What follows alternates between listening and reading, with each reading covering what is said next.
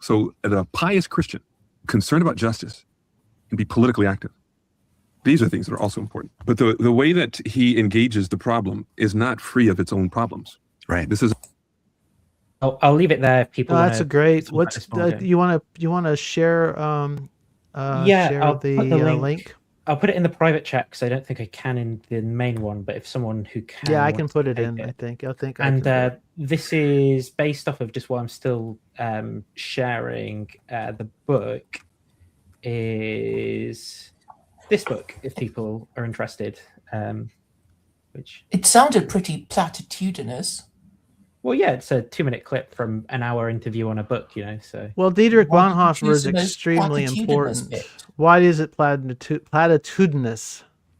Because he didn't say anything, and in any case, Jesus said nothing about foreign policy, did he? Actually, Bonhoeffer, he's talking about Bonhoeffer specifically and the influence of the Black American experience on Bonhoeffer in the early 20th century, and to understand what life was like for Black Americans in the 1920s. There was no worse decade for Black Americans after the Civil War than the 1920s.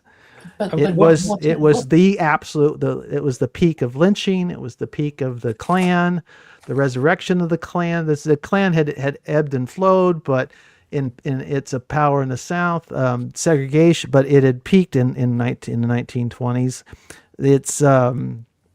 But what have blacks got to do with U.S. foreign policy? Well, I might be able to. It has something. Hold on. It has something very. We're talking about being Christian and political in America, and to some degree in the world, since we're talking to 3 people living in the UK.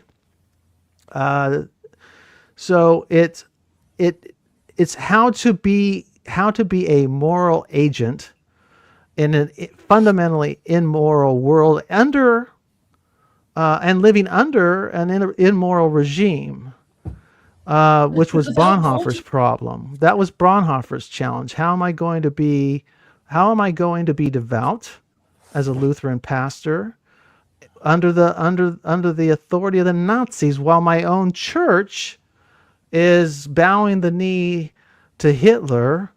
Bonhoeffer chose to participate in the formation of what was called the Confessing Church. Am I right there, Guy, on the name of that? And it was. Can I add what I think is one of the more important things? So I find very interesting about that book is that prior to going to America, and studying with Reinhold Niebuhr, but also having these experiences with the Black Church in Harlem, Bonhoeffer is kind of upper middle class, well educated, and he's this product of this high German imperial culture, which is very linguistically intelligent, very focused on being well read, well rounded, and you can find quotes from him prior to this experience saying, why should the German Volk not use Christianity as a tool to assert themselves in the world? And because the whole point of Christianity is to shut up and pray to Jesus when you get upset and obey the Lord. Hold on. Why are you talking over him? Hold on. It might well. I mean, you're right, Claire. But I'll just finish the point. So, I missed the point. So you're going to have to explain it to me, Nathan. Yeah, what's the point? Sorry. So he, being the product of this high German culture, has this moral blind spot himself that's sympathetic to the ideology that the Nazis put forward, right?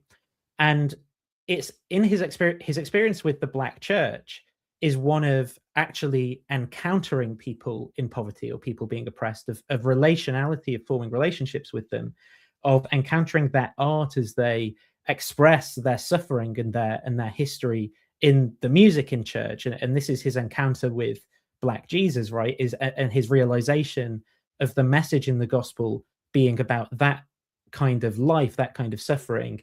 And what he comes to see, I think, is that the German high culture and the rationalizations it has can't get him out of that place that he was in previously. And I think that is an important lesson for us Western people and Americans today, because we are a culture that overvalues intellect and rationality and devalues art and experience and relationality, right? And that seems to have been the antidote for some people to work their way out of fascism through Christianity.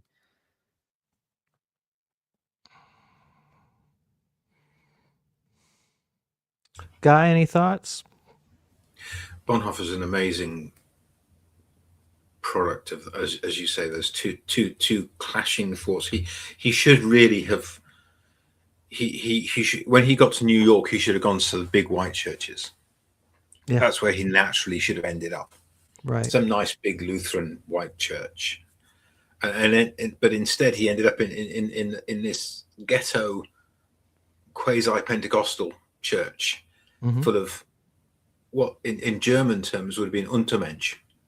And yet here they were with this vital spiritual life that he didn't have himself, and he knew he didn't have. It's like when Wesley met the Moravians. Wesley had the Holiness Club. They had desperately tried to do the right thing. They were coming over to America as missionaries because that was the right thing. Then they met the Moravians, and suddenly, woof, their spiritual life, when he gets back to the UK, his heart's strangely warmed, and off we go. And I think that's what happened to Bonhoeffer, was that warming of the heart type experience that he met people who really, in one sense, he could so easily despise. Well, and that's the woo, right? I mean, this is called the House of Woo. If you want to understand what we're talking about, it's if you don't want to understand it, you're perfectly free not to. There's an old Wimber line, and you might remember this guy, John Wimber would say, if it went something like this, that if you expect the expected, all you're ever going to get is the expected. We follow an extraordinary God and an extraordinary Christ who does the opposite of we live in a real world that's governed by strength. He talks about meekness and meekness and love overcoming and the woo in this is that we don't play by their rules. And we're trying to, if you're worried about, this is the problem, is that we got too many damn Christians, so-called, supporting a politics of power that is anti-Christ, not capital A, but small a, anti-Christian. Go ahead, Ron. Okay. While I have you, because I want to go back to what me and Nathan were talking about with Cornelius, who was the first spirit-filled Christian who was Gentile, and he was a centurion who was the invading force. So if Cornelius was here, how would he, I'm just having fun with this. What would you say to him, and what would you expect him to do? And any other thoughts that come up, like just Cornelius as a point of reference. Well, we can go to the specific passage if you want, and I can talk about Acts 10. You've got your phone's got flatulence again, Ron. You have no idea how humorous that is, Ghost Brit. The specific context, and just Afriel pointed out, before I go to Ron real quick, Afriel says, I don't know that Jesus rejects my screen here, my eyes. Getting the right. Live in a world based on strength, just that you don't have to play the game, the same game as they do. Right. Thank you. Or even that you shouldn't play that game seems to be just for where people want to often justify that. Well, yeah, faith could mean, if I were a Ukrainian and a Christian and I'm 60 years old and I'm too old really to shoot straight. no use as a soldier, really. But I could serve as a chaplain or as a friend to soldiers who have to go into those front lines in the East and be there for them. And so I mean, faith can mean supporting your friends or your comrades or your countrymen who are fighting for your country's freedom. Yeah. I mean, or just defending it, right? I mean, faith isn't always. I mean, I'm not a pacifist and I'm not an Anabaptist. You know, but I do think that if we, in a case like where we're at in the United States, we're trying to avoid a situation.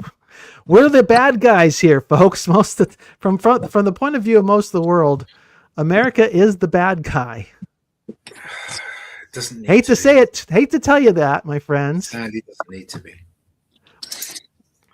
Say that again, Guy. Do you disagree? It doesn't need to be. No, it doesn't need to be. It doesn't need to be. Why? But selfishness, greed.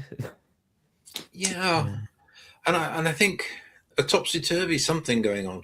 I think when Tim was on, I asked him, "Do you go to church?" And he said no. And at which point, we're into a different argument anyway. But if he'd said yes, then I would have asked him how he dealt with passages like, "You've got two coats, give one, and someone else doesn't have one, give it away." Someone says, "Carry my bags," which is the Roman soldier, of course. Carry my bags for a mile, and you carry them for 2. When someone strikes you on the cheek, you turn the other cheek. Because actually, this is Nathan's fear. The cross will hit him. Because actually, when you're being true to your Christian faith, these things will happen. Yes, indeed. And love is the driving force of it. And that's why a lot of my politics is driven by love. So we have a big issue with immigration. And obviously American foreign policy now declares that, Europe is basically catastrophically dying of civilizational collapse because of it. And yet, to me, this welcoming the stranger is a vital part of my faith. Right. It doesn't mean to say I want my country to be completely changed, but it has changed. I mean, it already is changed, to be honest, this country. This beloved country of mine. I said I'd look around. Do you mind if I spend 2 moments looking around my room? Sure. And then I'm going to answer, and then I want to get to Ron's point about Cornelius and Acts chapter 10. So, sorry, Nathan, you're going to be shocked by that thing in the corner. What thing going on? I can't see. No, let me see if I can blow up the pictures here. No. All right. There you go. Okay. There we go. Okay. That's my cross on the corner there. I'm moving the camera the other way. Obviously some work things. And there at the top, that thing there. So you're the one who's been putting upside down Union Jacks. No. Yeah, that's to me. And there's but it's next to, you can come back again, folks. Okay. It's next to my regimental drum. Oh, nice. So I served. Okay. And those are all the flags of countries I've either been to or lived in, by the way. When and where did you serve? In the 1980s in the UK. Honourable Artillery Company. Oldest regiment in the UK, technically. Probably not. But so I don't see a problem with a Christian being in the forces, but I wouldn't kill someone because of my faith. I would rather die than that. For me, to live is Christ, to die is gain. It's quite an important Christian lesson to learn. Yeah, these are hard choices for people to make. Our lives aren't easy. Yeah, no, it's not easy. It's hard to thread these needles. I was a missionary, and within 5 years of me leaving the country that I've been a missionary in, all the pastors I knew were in jail. Say that one more time. Sorry, I gabble, don't I? My wife. No, my hearing is not great. Say it one more time. I was overseas, and all the pastors I knew, but back 5 years later, they were all in jail. Why? Because they were pastors. Christians, the most immoral of the lot. No, for being pastors, they were imprisoned. Yeah, yeah. In the countries there, not in the UK, but in the country I was overseas in. Yeah. Okay. Thank you. That's what I need. Okay. So yeah, I knew those guys. They made choices. And I hope I was strong enough to make the same choice. Well, many vicars being arrested for saying it's wrong to bomb children at the minute and starving in prisons. That's true. What do you think about that, Guy? Well, why? I don't know this for a fact, but I've read and seen. There seems to be evidence that there is pretty heavy-handed censorship going on in the UK regarding expressions of opinion around Palestine. Let me find the thing for you. Is that your experience or not? What are your thoughts? I don't feel like there's any restriction on that level. I don't. I know that Nathan feels differently about it. Yeah. Can we hold off on that diversion for a little bit, Nathan? I'm not long for this stream as well. So with course to 11 at night. Yeah, it is getting late for you guys. I'm going to read. I really want to get to this and say hi to Chris, but I need to get to Ron's. Ron's been trying to talk about Cornelius for a while. Are you with me, Ron? Acts chapter. He left as you said it. I think I'm getting feedback from Chris, by the way. If you wouldn't mind muting Chris. Oh, let's see. There we go. Okay, Acts chapter 10. At Caesarea, there was a man named Cornelius, the centurion in what was known as the Italian regiment. He and all his family were devout and God-fearing. He gave generously to those in need and prayed to God regularly. One day, at about 3 p.m, he had a vision. He distinctly saw an angel of God who came to him and said, "Cornelius!" Cornelius stared at him in fear. "What is it, Lord?" The angel answered, "Your prayers and gifts to the poor have come to us as a memorial, or has come up as a memorial offering before God. Now send men to Joppa to bring back a man named Simon, who is called Peter. He is staying with Simon the tanner." So we got two Simons, "whose house is by the sea." When the angel who spoke to him had gone, Cornelius called 2 of his servants and a devout soldier who was one of his attendants. He told them everything that had happened and sent them to Joppa. Now we get Peter's vision. About noon the following day, as they were on their journey and approaching the city, Peter went up to the roof to pray. He became hungry and wanted something to eat. And while the meal was being prepared, he fell into a trance. He saw heaven opened and something like a large sheet being let down to earth by its 4 corners. It contained all kinds of 4-footed animals, as well as reptiles and birds. Then a voice told him, "Get up, Peter, kill and eat." "Surely not, Lord," Peter replied. "I have never eaten anything impure or unclean." The voice spoke to him a second time. "Do not call anything impure that God has made clean." This happened 3 times, and immediately the sheet was taken back to heaven. And then that's when the guys from Cornelius knock on Peter's door. And the key takeaway phrase here is, "Do not call anything impure that God has made pure." So, Ron Copperman, are you with us? Testing. All right. Now, with that passage in mind, we are not to call anything impure that God has made pure. Well, the reason I bring that up is not so much for Cornelius and the salvation part, but more so after receiving Christ into his heart and being a centurion at the same time. That would be one of the best, examples of, if you want, of modern day America. You're like, he is a Christian and he is an invader at the same time. And it's not to say being an invader is okay, but I'm like, he had to walk a weird life. That's what I'm trying to. I don't have an answer where I'm going. It's just a thought. I think of what makes me think what you're bringing up, what your concerns are, makes me think of, I believe it's Luke 3, John the Baptist, and then we'll get to Chris. I'm listening. John is preaching, right?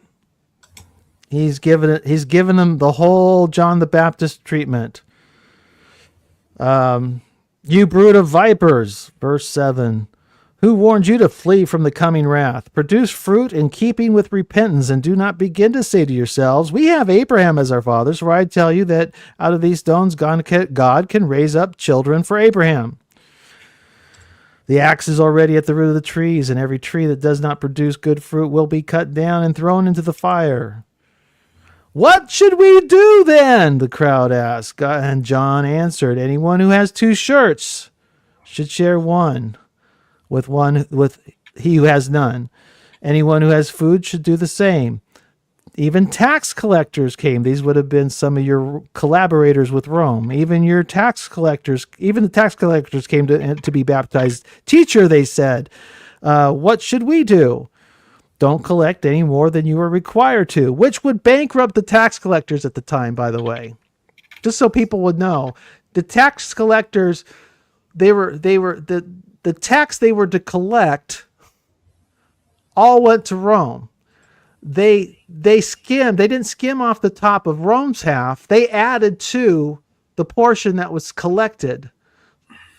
So if, say, it's 10%, they collected 12, kept 2 and that was their profit. And they didn't get a commission.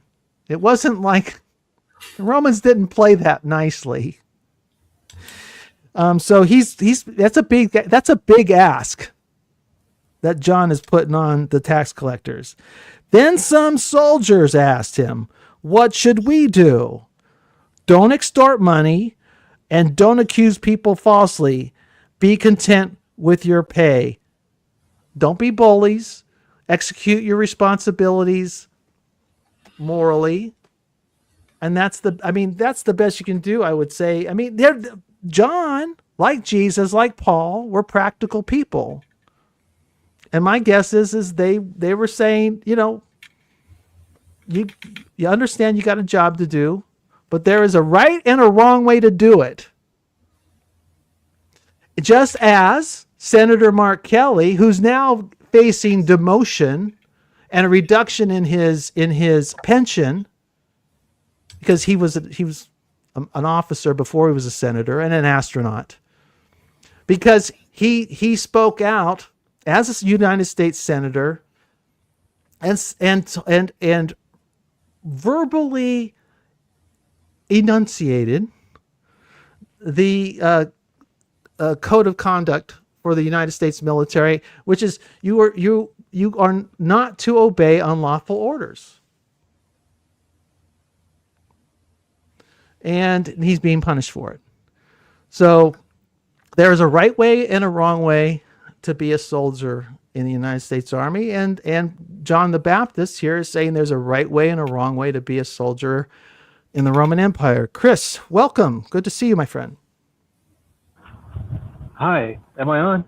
You are on. Oh, okay. Well, it's an interesting conversation. I'm not going to stay very long.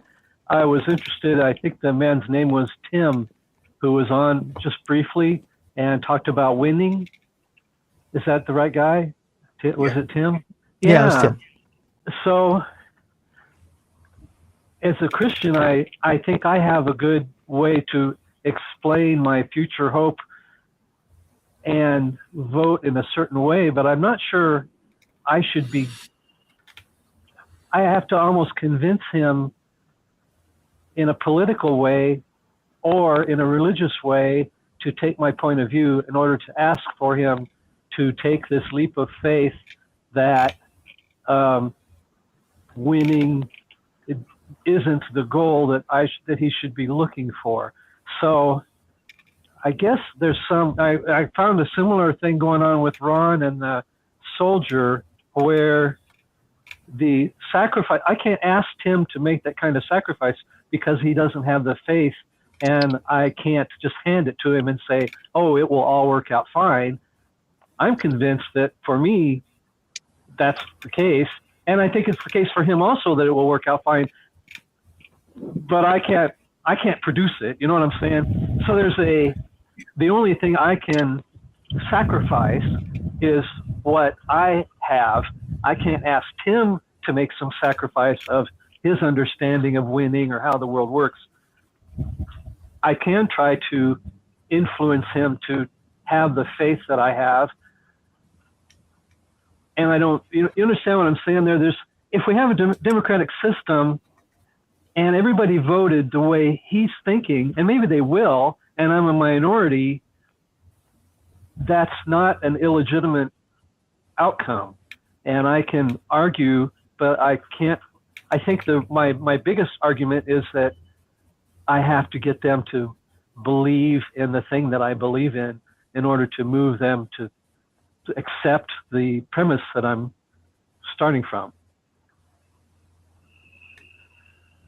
So there's kind of a failure there if the Christians don't talk to their fellow citizens. That's not the fellow citizens' fault that they're not convinced. And if they vote badly, that's no surprise, is it? You know, if it were just me and Cornelius and Ron, and then the rest of everyone else was fascists or whatever, then the only thing we could really do is say, yes, this is wrong, and then they would shoot us, and that would be that. But that would be the sacrifice we would be called on to make, and we would make it. Right. Well, I think if we, what is it? How will they know if there is no preacher? Isn't that's a line from Paul somewhere? Yeah. Yeah. We've kind of gotten into, well, I don't know if this is necessarily true, but we've shifted some of our hope to the legal and political system, and I don't think it has a good basis there, because in a democracy, you still have to convince people. You can't just say, oh, this is the right thing and assume they know, because we're finding out that you really can't assume that. Right. Especially these days. Yeah, I agree. Yeah. And in spite of all of this information we have, it seems like people aren't hearing the message through all the noise. And that's, it has to be more than a political message. That's my frustration, is people go straight to the politics and say, you know, these politics are evil. Well, if Tim comes on and he says, no, we need to be winning, he's right. That's from his point of view. He's right. We're making the wrong argument to Tim that we should be, you know, kind to widows and orphans. That I said privately, and I said privately, some friends, I said, and I'll say it publicly now, I mean, there's a part of me who Stephen Miller gets under my skin so much, that little dead-eyed freak, and I would like to crack his head like an egg sometimes, you know, but it's the Holy Spirit that restrains me. That's good. And I'm confessing my poor mind and piss poor attitude. I'm confessing and repenting publicly. Pray for me, Ron. But I mean, and you know, but there are times when you really want to fight. And Jesus said, and said, don't lay down that sword. I'm going to heal the ear that you just cut off. Stand down. And it's hard. It is really hard in times like this to not. I have a question, Mark. I have a history question. I'm going to go. All right. Thank you. Thanks, Chris. Good to see you. Hey, Chris. Mark, I have a history question. If you can hear me. I can hear you. Let's hear it. Okay. During the American Civil War, there was, I was told that there was a big revival going on both sides. Is that correct? But the North and South, but yet there was still killing each other. Am I right on that? What I was told? more would really, in a sense, okay. The numbers have been upgraded by historians. It used to be 600,000 dead on both sides. It's been up to about 750,000 dead on both sides now. Is the huge percentages. I mean, just enormous. All right, especially in the South, it was devastating. That much. It's like the plague. That much death and fear and destruction makes people more religious. And yes, there was a revival of religion. I'm not asking about the motivation. I'm sorry. But it was. I'm just saying that it didn't really happen during. It did and it didn't. The Civil War was preceded by the Second Great Awakening. Okay. And it was followed by what was called the Third Great Awakening, which was more religious and more structured, but the Civil War is kind of at the center of two great revivals in American history. Okay, so it was. If I can add though as well that in the South there were a lot of very stringent conservative arguments being made, which often relied on essentially, I mean, what we might call fundamentalism and biblical literalism, and making arguments around the fact that slavery is never condemned in the Bible. And in fact is endorsed consistently throughout as a practice, which they are completely right about. You need something more to make a Christian case against slavery. So what's your point, Ron? I agree. Actually, I'm going, my thought actually is when the Spirit moved and despite politics, because I guess what I'm getting at is that this is going to sound crazy, but there were Spirit-filled Christians on both sides of the war. Some of them may be protesting, and some of them shooting each other. Mm-hmm. And yet, I think both sides were Christian, and that's what I'm trying. I'm trying to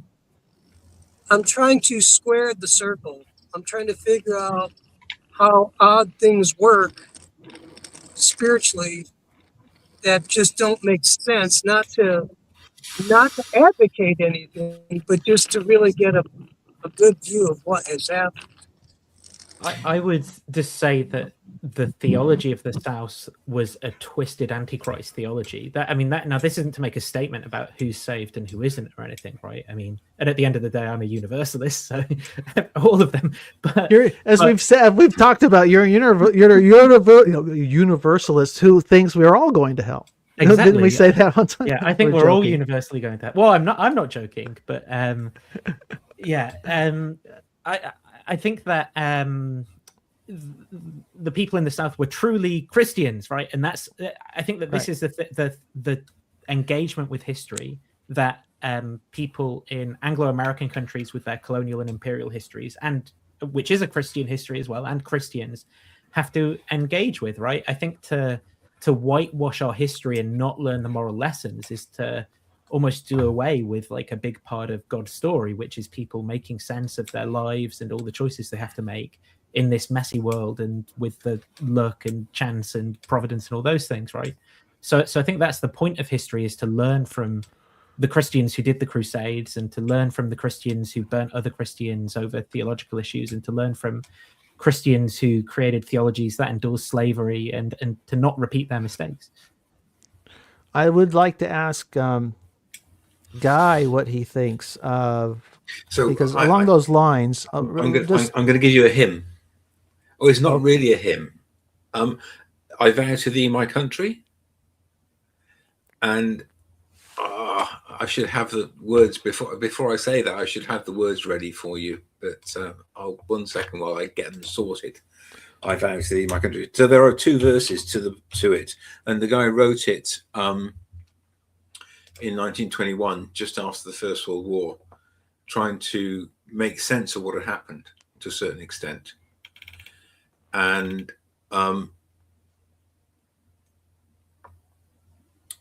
it's the first one says, "I vow to thee, my country, all earthly things above, entire and whole and perfect, the service of my love, the love that asks no questions, the love that stands the test, that lays upon the altar the dearest and the best," which is what they'd just done in the First World War. the love that never falters, the love that pays the price, the love that makes undaunted the final sacrifice. But there's another country I've heard of long ago, most dear to those that love her, most great to those that know. We may not count her armies, we may not see her king. Her fortress is a faithful heart, her pride, her suffering. And soul by soul and silently, her shining bounds increase. And all her ways and her ways are ways of gentleness, and all her paths are peace.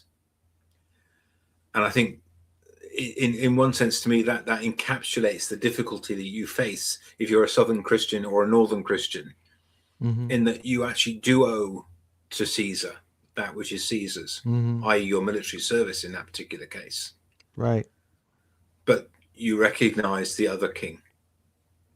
You can see that the other underlying substrate of what's going on as a Christian. So that's why modern battlefields, they don't go around and kill everyone at the end of it, which they did in the medieval period. That's why the Red Cross is an integral part of most militaries these days, and it's expected, because actually that Christianity is melded in.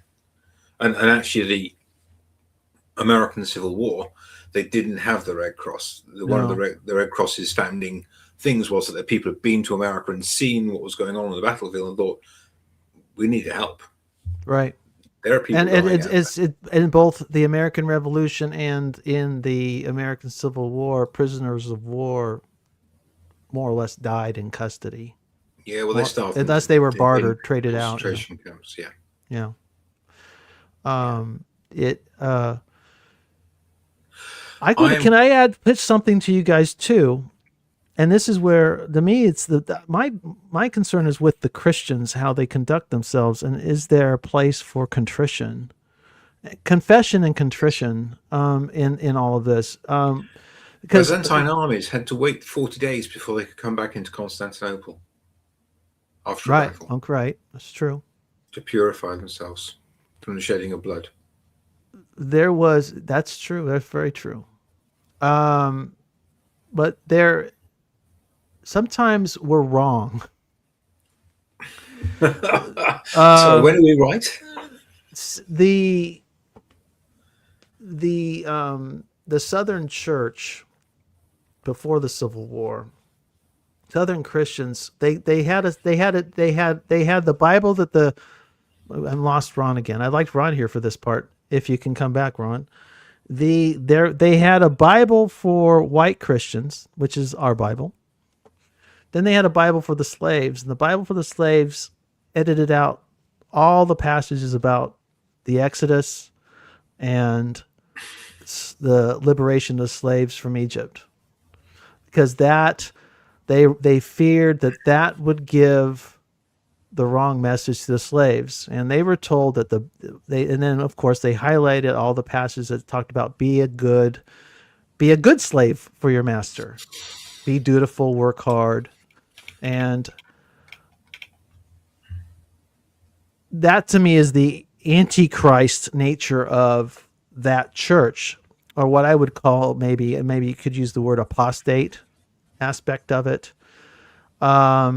You've read that book? You've read the edited Bible, Nathan? Oh no, I'm talking to Anselman in the comments. Oh, okay, gotcha. I shouldn't pay attention to the chat. Neither should. And yet the black church started in that environment. So first of all, what's amazing not only is many of the guys who came over were Muslim, right? And yet they all became Christian. They were. And let me tell you something. Yes, and I want to amen you on that, Guy, because not only did the Black American church was it born out of that mutated scripture, they really are the heart and soul. The black church in America is the heart and soul of the evangelical church, if not all of Christianity in America. It's the black church was Azusa Street. I mean, it was Pentecostalism, the black church, well, the Black Church was the civil rights movement and Martin Luther King Jr. I mean, it's when Nietzsche called Christianity and he thought he was, denigrating it or whatever. As it called it a slave religion. I mean, that's our strength, in my opinion. Well, I think Nietzsche would agree with you. Just to say, I think people often malign thinkers like Nietzsche and Marx, right, in particular, where they take these things that they're saying as if they're not observations that are necessarily. He didn't mean it as an insult. Yeah, it's more complicated than that, right? He's sort of two minds about it, you might say, where he's like, well, I can see how you could see it as an insult, right? Like what to think of this observation once you realize it, right? Do you think there's a pull towards being the Übermensch, and that's how some people have taken and interpreted Nietzsche? There's a pull towards, I mean, in his not to completely derail, there's a pull towards like, thinking, well, how do I make sense of this now as well in light of all of the changes about what we think scientifically and cosmologically about man's place in the world? So do I adopt some other strange metaphysics instead? Do I lean into Christianity and try to synthesize it? Nietzsche is like quite a complicated thinker. So like he says these things. Right. But all I basically would say is I agree with him. I could have just easily just said I agree. And I think it is a slave religion, and that's its strength. Yeah, but that's its strength. It's that we're back to that quote from Stephen Miller. It's yes, the world is governed by force and power, but I think that's why Nietzsche is. But there's another country. Thank you. Yes. I think that's why Nietzsche is a powerful Christian thinker, and the same I would say of Marx as well, because it's like once you come, for many Christians, right, they're never in a position to come to terms with history or think about things in that way, and we're sort of privileged to do so. But like when you are, and you see the way that Christianity has operated within the Roman Empire and been this tool essentially for the weak to subvert power structures, you will, if you're honest with yourself, come across this thought of that it's like, this is for weaklings, and then you will think, well, am I one of these weaklings and stuff like that? And so I think that it is like a Christian history in a way to make that an observation like that, and then kind of consult your own heart in a way and think, and maybe you'll go through a phase of your life, right, of wanting to be an Übermensch and thinking I'm so powerful, and then you'll be brought down in various ways and realize that it's better to seek justice for the weak and things like that. So I do think it's actually quite a deep Christian observation. Good, thank you. Yeah. Okay, let's wrap it up.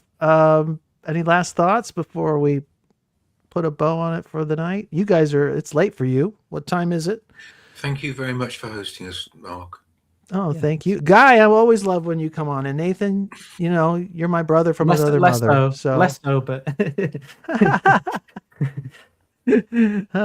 no, I mean, I always enjoy you guys. So, and you guys, plus you guys make me sound sophisticated here. It elevates the tone with proper language and use of English. I mean, it makes us, it boosts our IQs by 20 points whenever a Brit comes on and speaks, So this is 40 points. That's really good for you. Yeah. Nathan, it's been really nice talking to you. We ought to talk a bit more, because I think that it's quite interesting how different you are in the way you are to me. And obviously you come to places differently and over a longer period in a different way. Hey. Nathan's got his own channel. You can find him at Digital Gnosis. Yeah. Or on Discord or anywhere. Yeah, I did Discord for a while, and it's just like, I can see the charm of it, but I can also I think I gave up. We had I was on Faturi's, what is it? The Jewish guy. His channel for a while on in the Paul Van Clay ones as well. And I had one evening where it was obvious that people wanted to kick off, and I just poured oil on those troubled waters for about half an hour, and just kept it. And I realized I actually killed the conversation. Well, yeah. So I stopped. I realized I wasn't being helpful to them wanting to kick off. I don't do kicking off. I do oil. Well, oil is famously flammable. Yeah, but not on troubled waters. Oh yeah. I'm going to say good night. Thank you very much. I really appreciate. I really do appreciate you staying up for us. So thank you guys. Thank you everyone else who came. Yeah. So now we're doing better. We've got Brits showing up regularly to my live streams. That's great. I got one of our new people, Max May, is showing up. So if we bring in a woman, that would be incredible. Women never show up on my live streams. I can't remember last time a female of the species showed up on one of my live streams. Just doesn't happen around here. So change things up. Come on in if you want, but or maybe next time. So yeah, I appreciate everybody. It's hard. This politics crap is hard. The times we live in are difficult. I appreciate everyone's patience today for not going too far off the rails in the chat, or did they? I wasn't paying that close of attention. Breps Manos, who's usually very angry at me, has given me a golden star. So yeah, the chat. Ron Copperman has yet to exorcise the demons from my chat. Maybe some other time. We need a more powerful Ron. We need 10 Rons.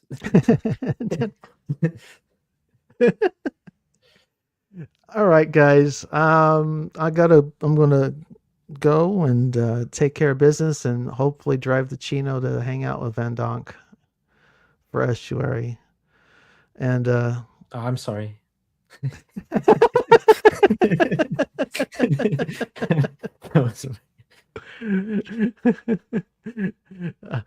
Okay. Let's see. Should I play something out? Let's see here. What do I got? You got the Anselman song used to be around, or is that you go through seasons of different songs? Though. There's sometimes there's periods of different songs you'll play. No, I don't know. Let's see. Somebody's at the door. I just heard him. What do we got? Oh, Ron's here to say goodbye to the folks. Say goodbye to everybody in TV land, Ron. And cast the demons from the chat. That's what. You don't cast out comments. You highlight them, you clip them, and then you get algo to increase your viewership. Didn't Jesus say, "Peace be still over the troubled waters"? Nah. That was I don't do that. That's a different Jesus. It's a union Jesus. I'm sorry, that's not my department, pal. I come to bring a sword. Any other thoughts? Did you catch the last bit, Ron? Or no, I'm sorry because I couldn't listen. Well, you're going to have to rewatch it then and comment later. Okay. One of these days, we're going to have to get you settled out, man. You tell me, you text me, House of Woo, 4:30, and I go, okay. It's not my fault. It's not my fault. It's my Wi-Fi. It needs. Actually, it's your wifey. My wifey. Wi-Fi. That'd be a good problem. I wouldn't complain. I wouldn't either. Just my connections were happening. So, all right. But it seemed like you guys had it was. Yeah, no, it was a great time. Great time. And how's the house? You've walked your house. You own your house. Well, what it is I had to take some mail to my buddy Joe who moved, and that's why I was traveling. And you had to hear the auto flagellants, and I had all kinds of problems. So, how's the weather? It's still freezing cold. It's not too bad today. By the way, I really like Psychedelic Jesus here. Mm-hmm. If you can line me up on the left, he looks like he's been fasting for a while, but you know what it did? That's based on the that was the machine used the picture back here, the Shroud of Turin image as the basis for that. Isn't that weird? And that's what it came up with. So, and I know you got to go and talk with Von Donk and all that. You know, got a prayer request for Von Donk? No, actually, I would just say pray in general for everything that's going on. I mean, and I know that if you want to go woo, there you go. Just pray for. Well, think about just if you want to get an idea how I feel right now. Yeah. Remember how you felt when a few weeks ago with the Israel or the Jews who got attacked in Australia. Yeah. You know, well, it's hard. It's hard. That's the why process. I wanted to talk with Nathan last week. I'm like, dude, I'm not unaware of people's emotions and how things hit you. If you want to talk woo, and I'm glad you guys talked, you know, that's good. But really, the woo when it's the end of the day, it's about your heart. And where's your heart? Do you have a sword in your hand? Maybe you should. I don't know. But I was just calming down, Ron, and then you incited me to violence. No, dude, no, let's bring it. I'm gonna crank things up, then I'm gonna go. Yeah, get us all hot and bothered, Ron. No, and actually, no, and I'll be real honest. The worst spiritual, and I have some good news before we split. I have some very good news, actually. I'm an expert in knowing God's voice and telling him no. I'm one of the best. And it's cost me dearly. I mean, I met demons. And just today, and even now, dude, stuff's coming back that I haven't felt in a long time. So be political, but watch your heart. Don't hate. Be effective, but be merciful when you can. When in doubt, be merciful. And I'm not saying don't talk and don't have emotions. And I respect that. But just be careful of them. Just be, because I know that's when I was an idiot. When I gave in. Dude, imagine Luke Skywalker going and Palpatine going, give in to your anger. And Luke's like, you know what? Hell yeah. I'm going to smoke me some. And then you're like, dude, that's when you grab, that's the bait. That's like, if you can help me in the Bible, where is that? Peter grabbing the sword and chopping off. Matthew 27, I want to say, or 50. Okay, I'll trust you on that. I don't know. It's either Matthew 27 or 57, something like that. Yeah. And, you know, like if this is really bothering you, I'm sorry. You know, like, I mean it. I don't think anyone's thrilled. I don't think there's anybody going, yeah, that was a great idea. Oh, wish we would have done that one a while ago, but here we are. So the ear business appears in multiple locations. Just so you know. Well, and also it's the heart. It's the anger of the heart. If you feel it, here's a rough thing, because I did this when there was a shooting at the beach, and after the attack in Israel, I forgave, and I blessed those that cursed me, and I prayed for them, those that were killing.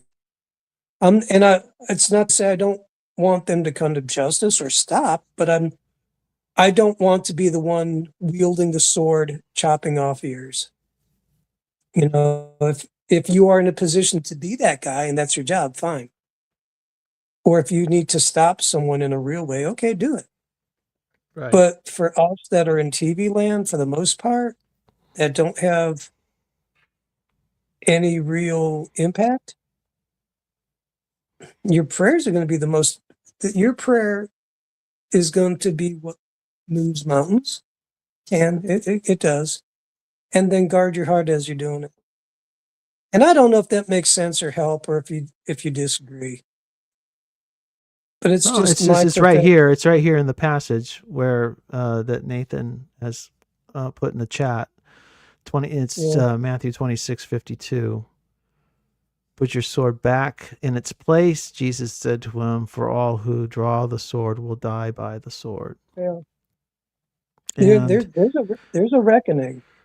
This one I do know. I mean, it's not a way to play. It's not a. That's the thing. It's and that's was the point I was trying to make with the article about Stephen Miller, is that at a certain level he's right. I mean, he's risen to a rare place. How many people work how many people have the ear of a president of the United States, right? Daily. Well, I could think or of in one, the office. Satan. Short of saved. No. Sorry. Nathan, you just set me off on a mental rabbit trail where I went off to think about the South Park Satan. Oh, yeah. Which one is it?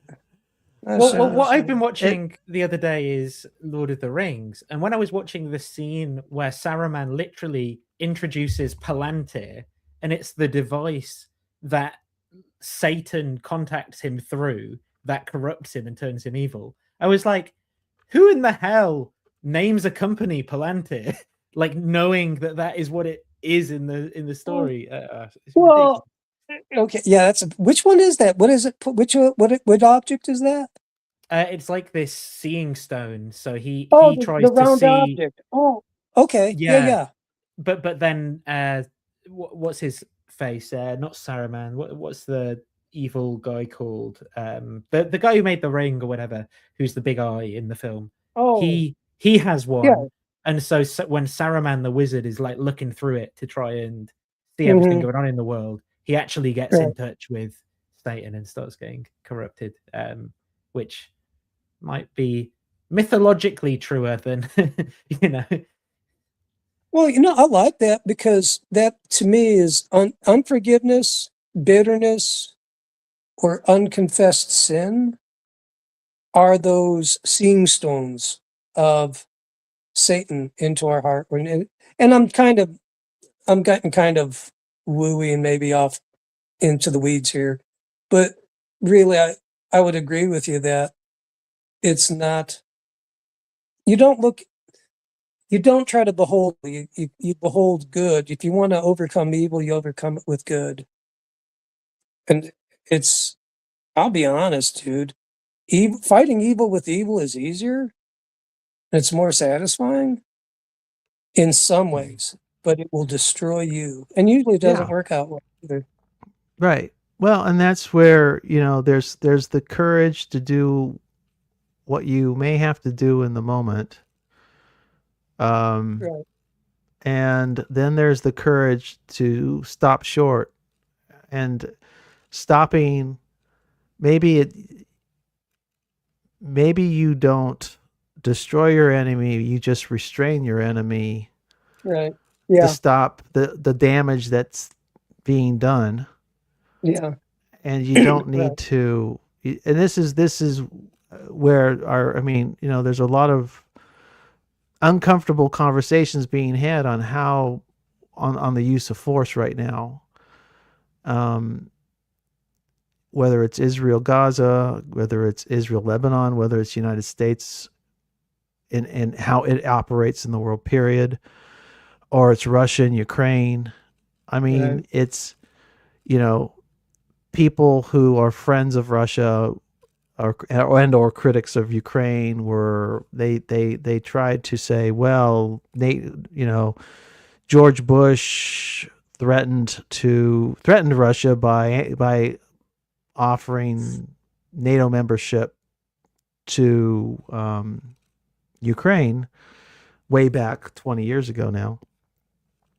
And that justified Putin's invasion ultimately, right? Was that risk, that fear. And maybe it was a legitimate fear. Okay. But what if they're just could there have been a better way? Couldn't there have been a better way to negotiate? If that really was the issue, couldn't there have just been a better way? I've been really enjoying Lord of the Rings at the minute, right? Because I think the ring is a really good metaphor, because like whenever people are around it or use it, it corrupts them. And you know, the first thing that the humans say about the ring is they're like, hang on, with its power, we could turn it against Sauron and use it ourselves. And you know, like they immediately jump to trying to meet that force with force, rather than the kind of which the story of Christianity is often about people doing that, but often how kind of peace or surrender and grace essentially get people to better places, to overcome the violence of civilization, as what's his face put it, that John Dominic Crossan. Mm-hmm. Yeah. It's cynicism is something I think that is something to be concerned about when it comes to politics and the use of force and how we engage in the world, because it's the I think sometimes we just become, I don't know, yeah. No, I don't know. I kind of lost my train of thought there, but I was just thinking about. Go ahead. No, cynicism. There's a darkness to it. It doesn't. I should be careful. I don't want to say. I want to be careful because I don't know if Jesus was ever cynical, or any of the Old Testament prophets. Doesn't strike me as cynical. Yeah, I would lack of faith. I mean, it's just pessimism, like I think. Like there's a sin of pessimism and not being optimistic. Okay, that's different. Yeah. Right. Okay, I could see. Actually, pessimistic is sin. Cynicism, that just might be sarcasm. Well, I got to be careful. I don't know what cynicism. I'll let you guys tease that one out. As long as it's not negative against faith or love, that, you can be cynical. Using cynicism for God, cynicism. I guess when I think of cynicism, cynicism is I would a cynical Christian posture would be to use evil means for desired goods. If you think that you can, you seem to think that you need to use worldly methods to achieve godly ends. Like God needs your help, because God really needs, God needs, the world's help. Right. Yeah. And this is where I'm truly wooey. I mean, I'm willing to push as far as I possibly can. Jesus's message of an approach to the world. I guess I'm getting foggy here. I'm at 2 hours and I'm on 4.5 hours sleep. So I need help. So maybe it's time to wrap up. Yeah. Anyway, this was the South Park Satan that I thought about a few minutes ago that cracked me up. If you've not paid attention to South Park, they're pretty funny these days. But they probably would find them a bit offensive, because it's a lot of humor at Trump's expense. But it's pretty funny for us progressives. For those of us on the left, it's amusing. It tickles our funny bone. All right, let's play. Any last thoughts? 30 seconds each. Guard your heart. Sorry, Ron's advice was actually good. Mine was just going to be a joke. I was going to say, the New Testament has a lot to say about foreign policy, is my conclusion. That is just to upset Claire that I said that. See, now that's cynicism, but as long as it's not too crazy. Okay, yes, this is good. This is a good example of cynicism. Jesus wants capitalism and free trade, but he hates NAFTA. He hates. Kind of.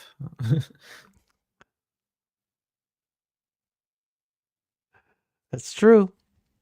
Tayo's right. What do you say? I can't read it. Oh, Tayo said leftists now like South Park and rightists don't. A few years ago, it was reversed. You know what, though? See, here's the thing. I'm not a hypocrite. I've always liked South Park. And here's the thing. Even when they had the Charlie Park thing, and it wasn't too soon after he got shot that I saw it. I'm like, that was funny.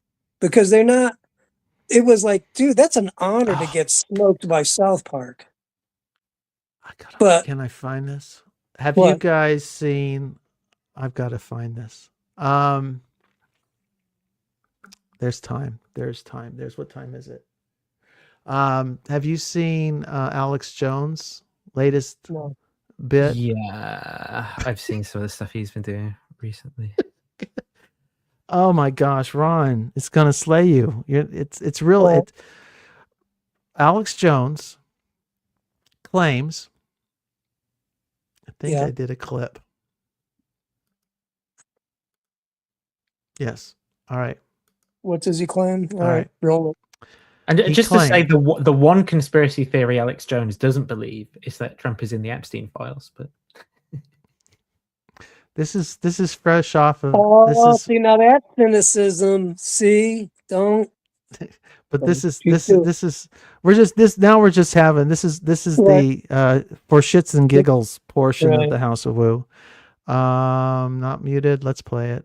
Ladies and gentlemen, it is now being reported by the mainstream corporate media that Erica Kirk is pregnant and that she's been hiding this fact. And the word is, according to a source I had that was in North Dakota at a military base, he just walked in the secure skiff and there was 15 colonels and all those other people from TPUSA. They were having a big meeting about how Candace Owens is really a man. And that's why there's such a fight between him and Erica Kirk, is because 5 months ago, before Charlie got killed, Candace, also known as Big Mike Jr., got Erica Kirk pregnant. And Charlie found out about it. And that's why the two of them got together and conspired at the fort in North Dakota. It's trash. You know what? I actually thought it sounded crazy, but I just Googled it, and there's this picture of the baby that has just come out. Nathan, don't you dare! What am I listening to now? You're listening to the Alex Jones. There's actually a photo of the ultrasound. Guys, listen. I'm trying to share it. Yeah. No, but we're just now. Because he's been sued into oblivion. He's claiming that he's being satirical. So let's give him that. Oh, okay. He's just going back here. Yeah, man. He says, but that's now his shtick. He's saying basically says everything I'm saying to you are from my sources. They're legit. They're real. But then at the end he tags on, this is for entertainment purposes only. Basically, I think. I was gonna say, like, even for me, I was like, wow, dude, like. Well, no, this is the guy who joked about Sandy Hook being paid actors, right? I mean, he lost the case for billions on that. That I feel is worse than this. Oh, it's horrible. No, real families were damaged, and I'm like, but it's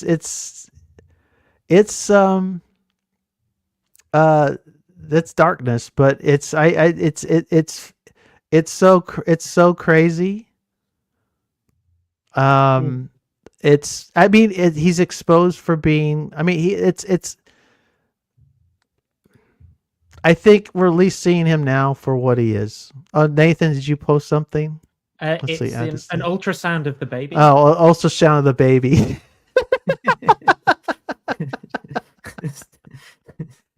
it's maybe once we're through all of this. There were people who took Pizzagate seriously, QAnon seriously, all of these conspiracy theories that drove the country insane, that got people to riot at the Capitol on January 6th. Yes, indeed. This is the anniversary of January 6th. You're right. 5 years ago. Or 4 years, was it? Yeah, 5 years ago. It's maybe this is how we exercise our demons, and we'll get past all this foolishness and become a civilization again. We will see. I hope so. You know what though? If we don't, this is a live fire test. Like, here it is. Well, maybe it's not a test, but well, the funny thing is we have real evidence of real pedophiles doing real evil in the Epstein files, and we can't get all that out because, even an act of Congress is not sufficient enough to get those files loosened. But, I don't know. At some point we'll be through all this, but I don't know. I don't know how we get. Another problem for another day. But I do want to know. I gotta admit. I mean, this thing with Alex Jones and Candace Owens. It's pretty bad. Candace Owens is really a man. Yeah. So is Bridget Macron. She's being prosecuted by France for that, isn't she? Indeed. Indeed. She called Emmanuel Macron's wife trans and said that she was like hiding that she's trans in the medical documents. Dude, is she okay? No, I mean, she clearly not. This is the problem. We're listening to a lot of the wrong people. Maybe we could just draw the conclusion that all of these people that somehow end up on corner live streams in bits and pieces here and there. Yeah. Has Candace Owens ever made it to a PVK live stream? The name has been mentioned. Maybe we should just stop. She'd probably have been in it, like mentioned, but not. Maybe we should just stop. She who shall not be named. Have a list of people. Yeah. And just stop naming these people. Stop giving them attention. And we only mention reasonable people. You can't do that without taking away the money. It's the incentive structures behind YouTube and how it works and things. You basically need the CEO of YouTube to say, do you know what? We're doing massive social harms here. And actually we're going to promote like people who are actually building communities or creating educational content instead of trash. And they won't do that because it's not profitable. Yeah, that's about it. That's about right. Okay, it's official. I am out of time. So I'm going to play the Nicene Creed sung by Anselman, who very graciously allows us to do that. Put your prayer request to Ron in the chat. Yeah. And I will play it. Or you can email me at jewishcarpenter3@yahoo.com. But where are the other two? To what? Where are the other two Jewish carpenters? I knocked them off. Their competition's bad for business. Good night, folks. It's a union. I believe in one God, the Father Almighty, maker of heaven and earth, and of all things visible and invisible, and in one Lord Jesus Christ, the only begotten Son of God, begotten of his Father before all worlds, God of God, light of light, very God of very God, begotten not made, being of one substance with the Father, by whom all things were made, who for us men and for our salvation came down from heaven, and was incarnate by the Holy Ghost of the Virgin Mary, and was made man, and was crucified also for us, under Pontius Pilate. He suffered and was buried, and the third day he rose again, according to the Scriptures, and ascended into heaven, and sitteth on the right hand of the Father. And he shall come again with glory, to judge both the quick and the dead, whose kingdom shall have no end.